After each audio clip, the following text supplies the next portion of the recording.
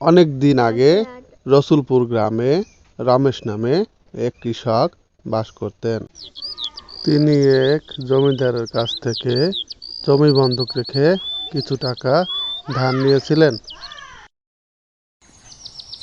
তুমি কোথায় যাচ্ছ এখন? যাই একটু মাঠ থেকে ঘুরে আসি, ফসল কিরকম হলো দেখে আসি। এইদিকে জমিদারটি রতনের বাড়িতে আসেন।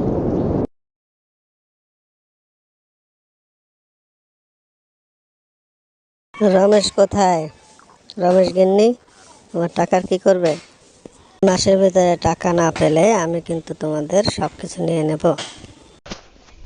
একথা শুনে রমেশের বউ তার কাছে মিনতি করে এবং কিছুদিন সময় ভিক্ষা চায়।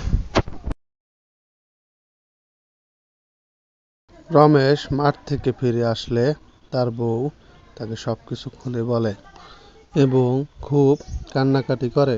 সবকিছু শুনে রমেশ একা একা মনের দুঃখে হাঁটতে হাঁটতে বনের দিকে চলে যায়।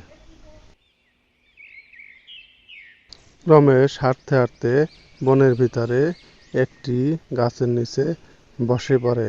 সেখানে বসে ঈশ্বরকে ডাকতে থাকে আর বলতে থাকে, হে ঈশ্বর, এখন আমি কি করব? জমিদারের টাকা কোথা দিয়ে দেব? সব ফসল তো নষ্ট হয়ে গেছে। রমেশের কথা ও কান্নাকাটি গাছের উপর থেকে একটি ডাইনি বুড়ি শুনছিল। ডাইনি বুড়ি রমেশকে জিজ্ঞেস করলো, কি হয়েছে তোর? কান্নাকাটি করছিস কেন? ডাইনিকে দেখে রমেশ অনেক ভয় পেয়ে যায়। আমাকে মেরো না, আমি অনেক কষ্টে আছি, মনের দুঃখে তোমার এখানে এসেছি। এরপরে রমেশ ডাইনিকে সব কথা খুলে বলে।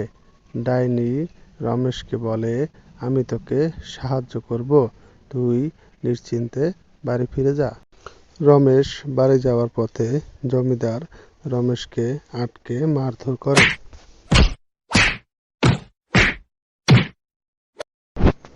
ওই দিন রাত্রে ডাইনি বুড়ি জমিদারের বাড়িতে যায়। জমিদার, ঘুমাচ্ছিস নাকি? ডাইনির কথা শুনে জমিদার জেগে ওঠে এবং ডাইনিকে দেখে অনেক ভয় পেয়ে যায়। জমিদার বলতে থাকে, আমাকে মেরো না। তুই পাপ করেছিস, লোকের সর্বোচ্চ কেড়ে নাস, লোকের ঠকাস। আজকে আমি তোকে শাস্তি দেব। আর কারো ক্ষতি করব না, এবারের মতো আমাকে ছেড়ে দাও। রমেশের সবকিছু তুই কালকে ফেরত দিবি, অন্য কারোর সাথে এমনটা আর করবি না। এই বলে ডাইনি ওখান থেকে চলে যায়। পরের দিন জমিদার রমেশের বাড়ি গিয়ে রমেশের কাছে ক্ষমা চায় এবং সবকিছু ফেরত দিয়ে আসে। এভাবেই দুষ্ট জমিদার শাস্তি পায়। ডাইনি বুড়ি এসে রমেশকে ও তার বউকে এক হাঁড়ি মোহর উপহার দিয়ে যায়। এরপরে রমেশ ও তার বউ সুখে শান্তিতে বসবাস করতে থাকে। চ্যানেলটি সাবস্ক্রাইব করবেন।